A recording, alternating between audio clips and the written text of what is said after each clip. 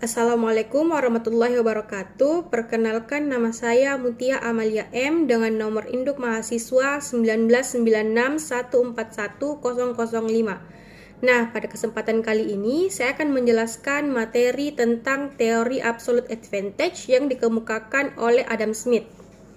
Nah, teori absolute advantage ini sendiri adalah teori yang berisi tentang mengapa suatu negara melaksanakan perdagangan.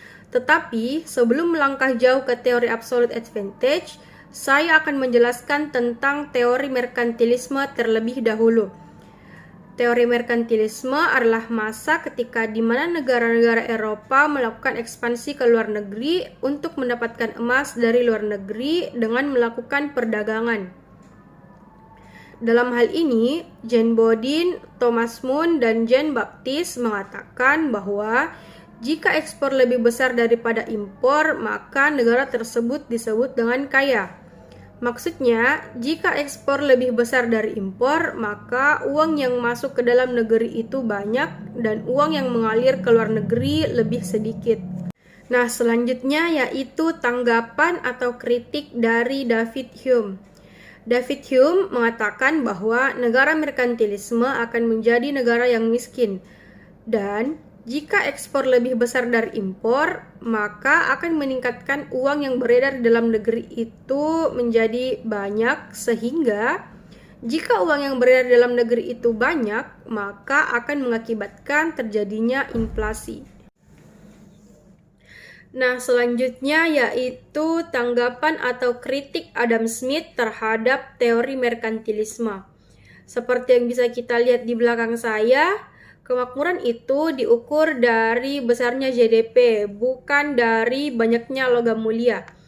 Kemakmuran suatu negara dibentuk oleh besarnya pendapatan nasional dalam bentuk Gross Domestic Product atau GDP, dan sumbangan perdagangan luar negeri terhadap pembentukan GDP. Agar GDP dan perdagangan luar negeri bisa meningkat, maka pemerintah harus mengurangi campur tangannya sehingga tercipta perdagangan bebas. Kemudian dispesialisasi atau dilakukan pembagian kerja internasional berdasarkan teori absolute advantage, kemudian terbentuklah efisiensi produksi. Berikutnya yaitu keunggulan teori absolute advantage. Dalam hal ini, Adam Smith mengkritik tentang teori merkantilisme, tetapi ia juga mendukung bahwa ekspor adalah hal yang penting, yaitu teori absolute advantage.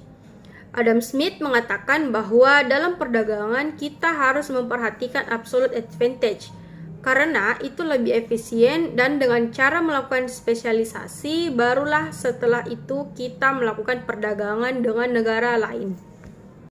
Yang terakhir yaitu kelemahan dari teori absolute advantage. Teori keunggulan absolute advantage ini tidak menjelaskan dengan mekanisme apa dunia memperoleh keuntungan dan output dan bagaimana dibagikan di antara para penduduk masing-masing negara. Selanjutnya, dalam model teori keunggulan absolute advantage ini tidak menjelaskan bagaimana jikalau negara yang satu sudah mengadakan spesialisasi, sedangkan yang lain masih memproduksikan kedua produk. Yang ketiga yaitu bahwa labor productivity-nya berbeda-beda. Dan terakhir, Adam Smith tak terpikirkan adanya negara yang sama sekali tidak memiliki keunggulan absolut.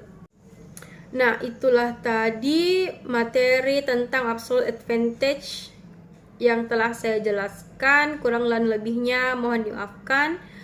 Wallahul muwaffiq ila aqwamit thoriq. Wassalamualaikum warahmatullahi wabarakatuh.